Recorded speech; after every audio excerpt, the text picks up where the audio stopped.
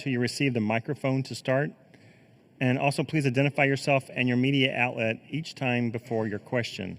If you're joining on Zoom, please use the raise hand feature to ask a question. As a courtesy, please silence your cell phones, and note, recording the press conference on your phone or camera is not allowed, nor is flash photography. We're joined now by Creighton student athletes Jamiya Neal, Ryan Kalkbrenner, and Jasen Green. At this time, we'll take questions for the student athletes. Please raise your hand, and we'll bring a microphone to you. Please direct your question to a specific student athlete. On the left, fourth row. Peter Atticus from Mayo.com. For Ryan, what have you seen from Janai Broome and the challenges that, he kind of presents in the post, and, how much do you kind of embrace that challenge of, playing a potential Player of the Year candidate? Obviously, he's a super talented player. He's got good touch around the rim. He's a really good passer, which is probably one of the things that makes it hardest to guard him, because you can't just go doubling him because he'll just pass out of it. But, as a competitor, as a basketball player, you want to go up against the best guys in the game, and, I get an opportunity to do that and play against them. So I'm excited for it. I'm looking forward to it. I know it'll be a challenge, but as a competitor, it's what you want. On the right, third row. Cameron Drummond with the Lexington Herald Leader. Ryan, to follow up on that a little bit, you mentioned some of Janai Broome's passing skills, and I'm just curious, for him specifically, how does that affect the way that you try and guard him, just knowing that he's a big that can spread the ball out and has some versatile moves that aren't just backing you down in the post and things like that? Yeah, I think it's just when a player is as versatile as that and can do as many things as he can, you just got to be smart above anything else. You got to know when you can go double without, giving up a wide open shot, when, what moves he likes at certain spots. So, when you're playing a player as good as that, you can't just be physically good enough or physically ready. You got to be mentally ready and sharp for everything that he does. Back row on the right. Matt DeMarinis, White and Blue Review for Ryan and Jasen. I think, we all kind of know what was going through our minds when we were watching Jamiya yesterday. What was going through yours as you continued to watch him kind of rise to the occasion and make those plays to kind of hush the crowd when it felt like it was teetering? For me in particular, it was like a really good feeling just to see him stepping into that role. There were a lot of times, especially late in the shot clock, where we weren't getting too much movement. And there wasn't much. Our offense was getting stagnant, but Jamiya was the one that was going to step up and take those big shots. And thankfully for us, they were going in yesterday. And it was just a really good feeling for all of us whenever he would make them, because the crowd would quiet down. It would give us a moment to kind of gather ourselves again. Brian?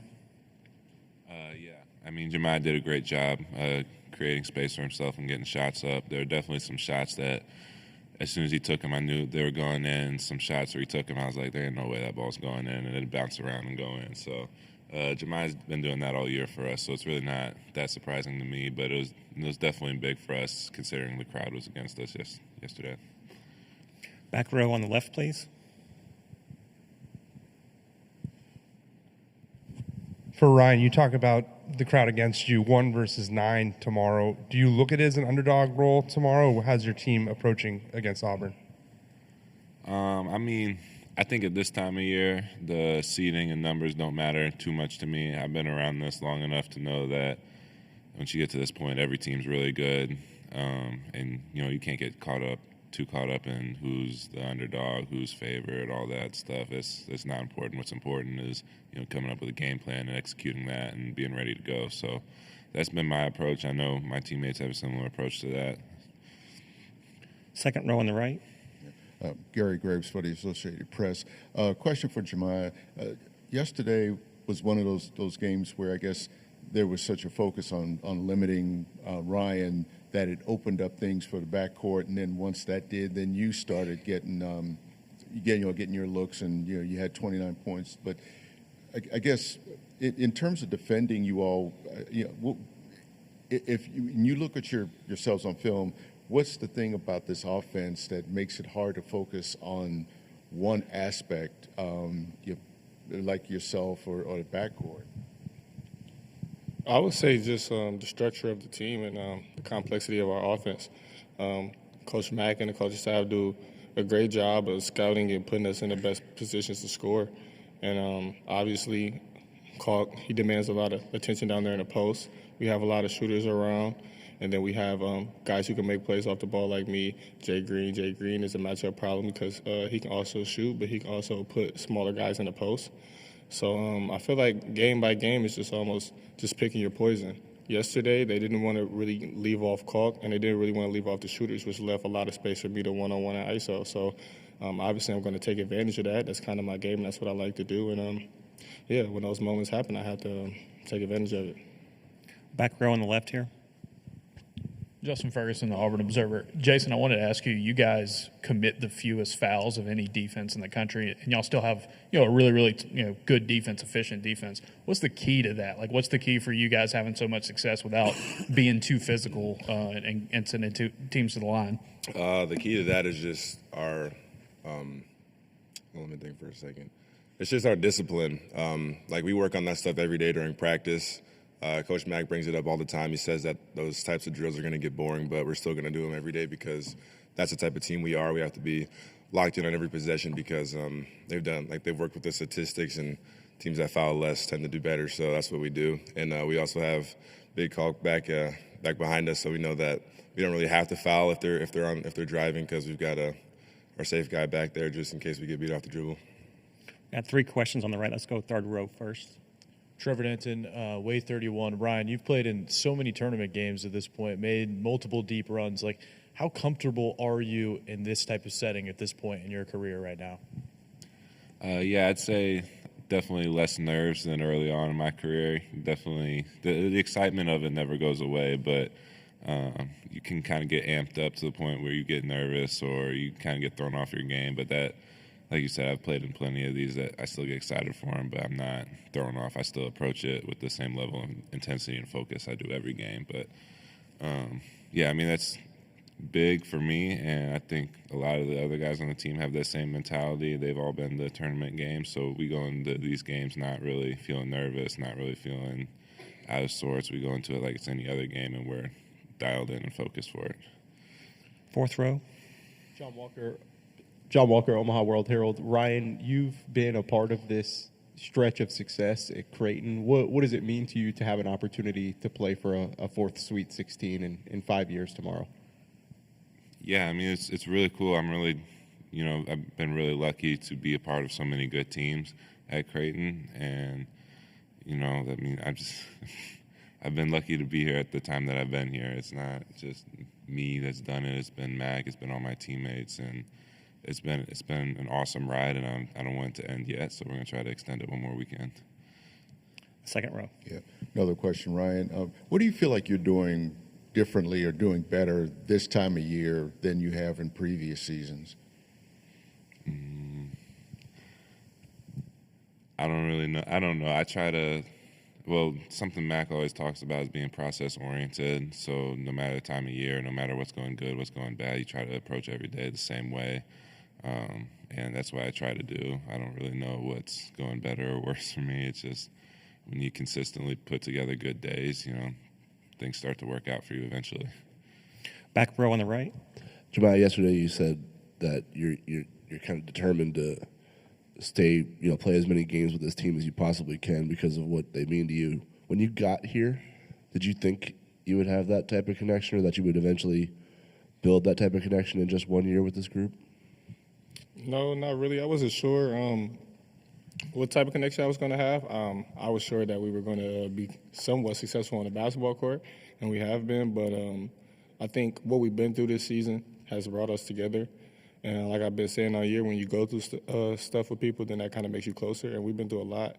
And we just connect. And we connect very well off the court. We're all the same type of guys. We don't get in trouble. We don't do crazy stuff. We just all good dudes. And no, I couldn't have called it, and I probably never would. If you would have told me that in the summer, like these guys would probably be the closest team I ever played with, I would have never said that. But here we are, and I'm happy that it ended up that way. We're going to stay on the back row on the right.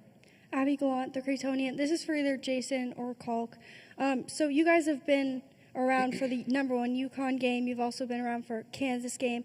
How do those matchups and those big intensity moments with number 1 teams help prepare you for this matchup?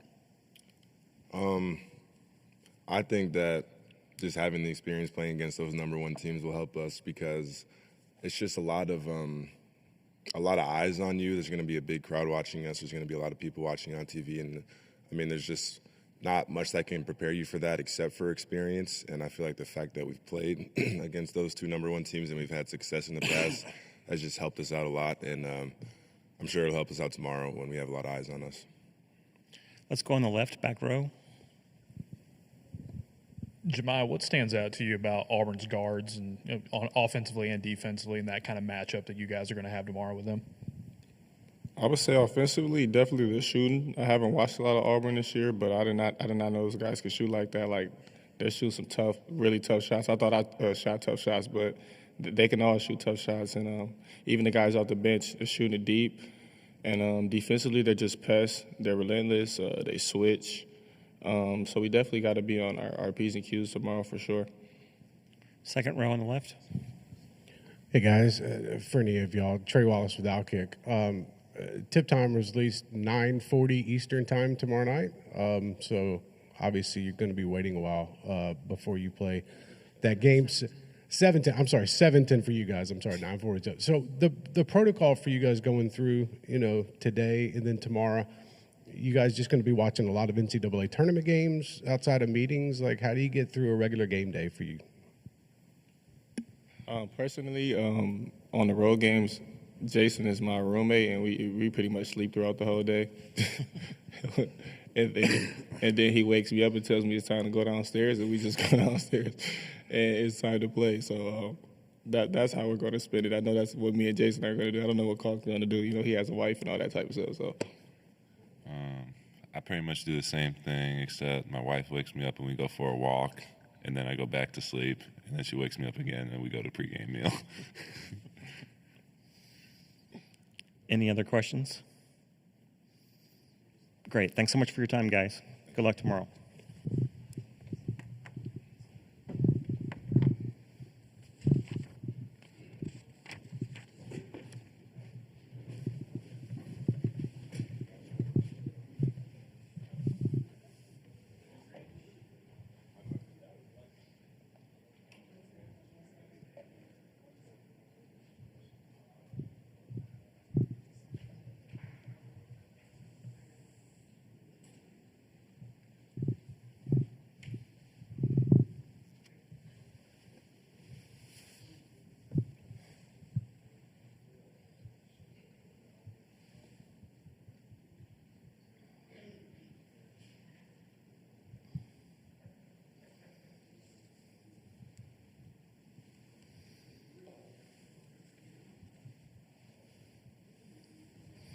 A note to media, if you are parked in the High Street media lot today, you will need a parking validation QR code to exit the lot.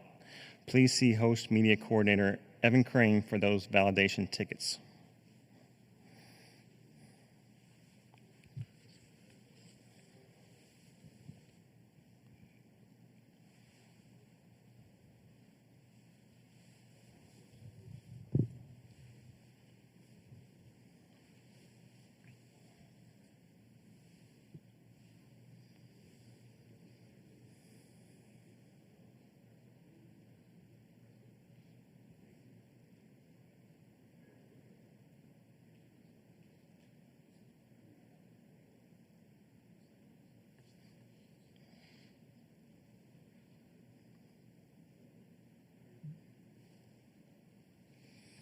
Creighton coach is on the way.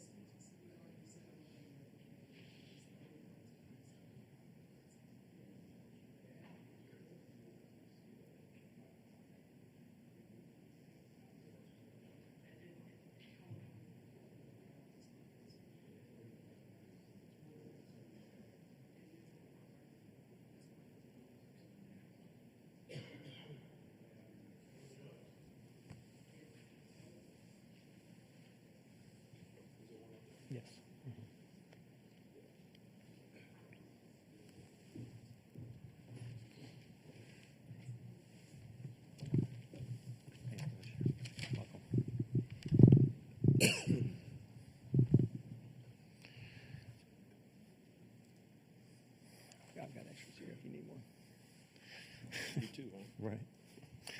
At this time, we are glad to be joined by Creighton head coach Greg McDermott. Coach, if you would start us off with some opening comments, we'll take questions after that. Excited to still be around talking to you, and looking forward to an incredible opportunity tomorrow against an awesome team.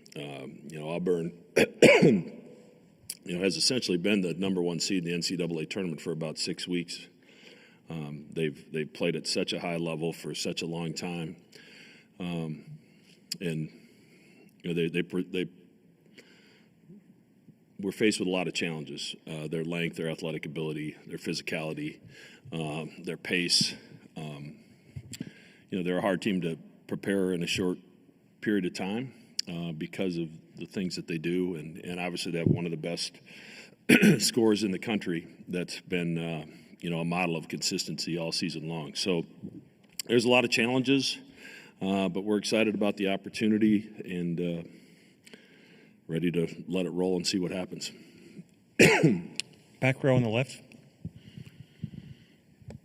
Greg, I believe this is the first time you've gone up against Bruce Pearl, and both of you guys have been coaching for, head coaches for well over 3 decades.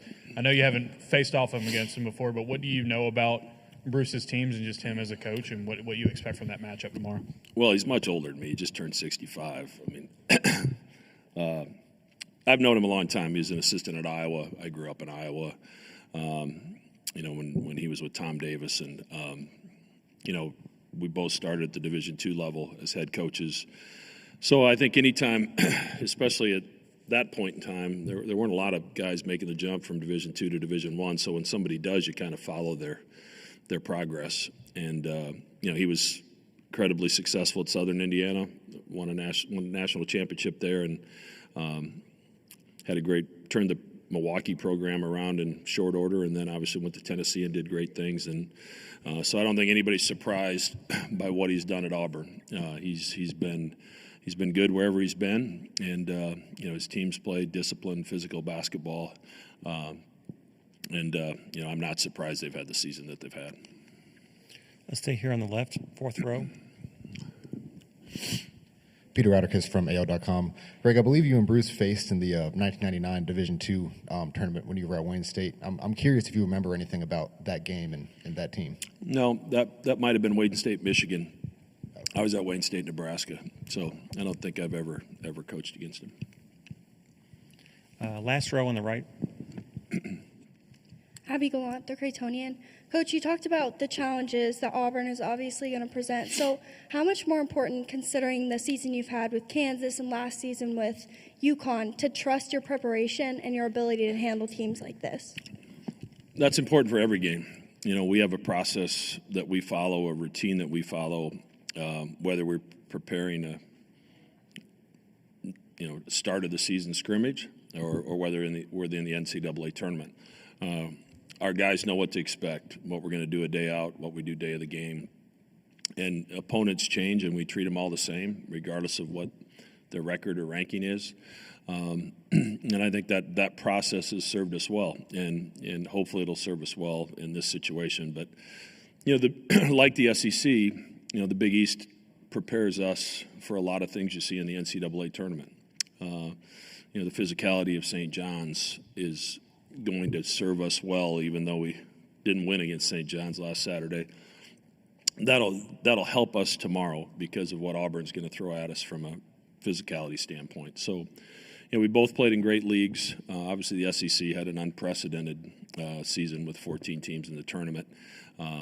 So, you hope that the conference you play in, shows you everything you need to know and helps you get ready for the NCAA tournament. 3rd row here on the right. Cameron Drummond with the Lexington Herald-Leader. Greg, obviously, going up against Janai Broome tomorrow, the passing ability, rebounds, blocks, scoring, everything that goes into trying to defend him. I guess, what do you see from him on film, and how do you marry what you see on film with actually trying to stop him and game plan against him in the game? Yeah, he gets the basketball so quick inside, and he sets it up with some shot fakes and head fakes that we're going to need to stay disciplined on. He's one of the best offensive players in the country at his position, and I've got one of the best defensive players in the country in Ryan Kalkbrenner. So we can't let him beat us in multiple ways. If he's going to score some points, then we have to take away his passing. If we're going to take away his points and double team him, then he can't get points. He's just got to be able to get assists. So we just can't be in a situation where he's beating us every which way. And that's maybe sounds easy. It's very difficult to do. So I think our guys understand the plan that we're going to try to put into place. And, we'll see if it works. And if it doesn't, we'll adjust and try something else. Third row here on the left. Or fourth row, I'm sorry. Isaac Bourne, mid-major madness coach. Around the nation, you've got so many assistants that have gone on to be great head coaches. Obviously, Coach Miller, the newest of them, heading to Murray State. Can you talk about your process with your assistants to be able to bring them into now being able to head up teams? Well, it starts with recruiting good people to start with, and people that are passionate about the game and passionate about wanting to grow. And I've never felt that the guys that have worked for me were ever that concerned about getting a head coaching job. They were just concerned about doing their job. And I'm a little bit different in that I probably empower my assistants a little more than others. They have more responsibility. They have more of a voice in practice. And I think I owe it to them for their development to allow them to do that. Because I got my first head coaching job at age 29 at Wayne State College. And I made a ton of mistakes, but nobody knew about it.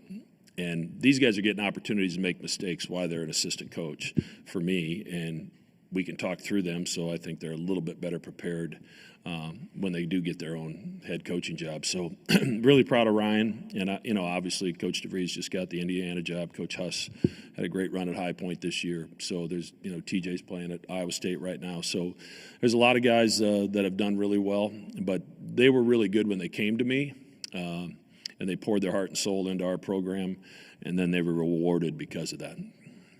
Back row on the left. Ryan Hennessy, NBC 13 in Birmingham, 1 versus 9 going into this March. Anything can happen, but do you look at his underdog role? What are you telling your team going up against the number 1 seed in the tournament? I mean, they understand how good Auburn is. We played a heck of a team yesterday that probably wasn't an 8 seed. But, in the NCAA tournament, you can't get too caught up in who you're playing. You got to lose yourself in the preparation. And the good news is because of our league and we played a good non-conference schedule. We played a lot of really good teams, and because you play good teams, you understand how to prepare when you're playing a marquee game against a great team. So I think our preparation will be good. Will it be good enough when we step on the floor against an extremely talented team? I don't know. We're going to roll some freshmen out there, and they've got a lot of old dudes that have been around a while. So, but I think it'll be a fun game, and it's a great opportunity for our program, and for this team in particular. Back row on the left. Greg, your team commits the least fouls of anybody in the country, and I just was curious, just what's the key to that, to be a good defense without sending teams to the line as often as a lot of other teams do? Will you tell the referees that before the game tomorrow? Just remind them that we commit the fewest fouls in the country, ever in the country. This is not just this year. This is the fewest, I think, in the history of our game. It's part of our madness. It's part of what we do. It's part of what we teach. Even us old coaches, analytically, there's things you're trying to win, and there's things that you understand because of the makeup of your team. You're probably not going to win that analytical battle. So what area can we win? And one area we're trying to win is the free throw battle. We want to make more free throws than our opponents attempt. And to do that, and we want to play fast. So if you play fast, you don't want the game to stop with a bunch of fouls. So it all kind of goes together. But, we teach it, where Coach Pearl's teaching them to poke and rake and grab and force turnovers. We're teaching we're not going to foul. We're not going to take chances. A bad shot by the other team is as good as a turnover in our opinion. So it's just a different way philosophically of looking at it that we've chosen because of our personnel. So it's a must for us to be successful. If we have 22 fouls tomorrow, we're done. Start the engines. We're out of here. So we've got to be disciplined in that regard, but it's something that we work on. Third row on the right. John Hill with the Lexington Herald Leader. Greg, obviously older players are not uncommon in this era of college sports, but as Steven and his son and his wife get more attention after being all over the broadcast yesterday, what does that maybe perspective from having more life experience bring to him as a player and anything to your team in the locker room as well? Yeah, I've never had a married player, and I have two of them on this team. So, he and Kalkbrenner have their leadership has been great, and they've really included the rest of our team in their lives. Like our guys are going over to their house to watch TV and hang with Tommy and Peyton, or hang with Ryan's wife Rachel. So it isn't like practice is over and they all go their separate directions. They've really included our younger guys and their friends on the team in their families as their families are starting to grow. So it's been really cool. When Tommy comes to practice, he's the most popular person in the gym with all of our players. So it's been fun, and I'm just so happy and proud and grateful that that Steven and Ryan are getting this opportunity, in their last year to win another game in the NCAA tournament and put us on the stage tomorrow to have another opportunity, because they've certainly invested a lot in our program. They've sacrificed a lot. They've been about all the right things, and their leadership's been off the charts. We had a question back here in the back. Coach, being in the Big East, obviously you face a lot of good shooters. Auburn has one of them in Miles Kelly. What have you noticed just about his play and Auburn's ability to open things up and get him the ball? Yeah, they have so many guys that, that can shoot it with range, and Kelly's certainly one of them. Pettiford, shoots it, 6 feet behind the line with ease. So it just stretches that defense out a little farther. So if you're going to help on Broome, you have to come from farther, and your recovery is more difficult. So, Bruce has done a great job of surrounding a great interior player with the right kind of players on the perimeter to make that group work. So, we just have to, like we did yesterday. I thought a lot of Louisville's three-point shots were challenged. And they're still going to make some of those, because I think, they have some guys that can really make tough shots. But we just can't give them the easy ones. We can't give them the step-in threes with nobody there. So that'll be our charge. Whether we can execute it, it's yet to be seen. Second row here on the right. Gary Graves for the Associated Press. Greg, when you play an early game like that, obviously it gives you time to scout your next opponent. When you have all day and you have a chance to watch a lot of teams, but specifically with Auburn, what was kind of the advantage of that? And, how do you kind of take that and apply it later on that day when you talk to your team? Yeah, it gives you a little more time, certainly, to get ready for a noon practice than playing late at night. My staff had Auburn ready to go as soon as the game was over. So we were able to talk about it right when we get back to the hotel, and, then watch enough film that we could formulate a plan and then tweak it as we go. But, part of the playing an early game in the NCAA tournament is while you're watching Auburn, you have the TV on. You're watching some of your buddies suffer, trying to win a game in the tournament. And once you get that win in your back pocket, it's kind of enjoyable to watch somebody else suffer. Fourth row on the right, please.